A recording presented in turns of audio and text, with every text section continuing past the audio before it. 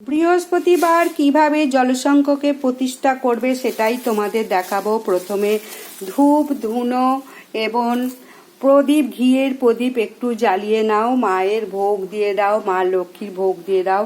তারপরে দেখো জল ঢালবে, বলবে ওং নমো ভগবতে বাসুদেবায় নম। একটু শুদ্ধ জল বা গঙ্গার জল দেবে। ওং নমো ভগবতে বাসুদেবায় নম, ওং নমো ভগবতে বাসুদেবায় নম। এরপর একটু অখণ্ড আতপ চাল দিয়ে দেবে, তারপরে ফুল বেলপাতা দেবে।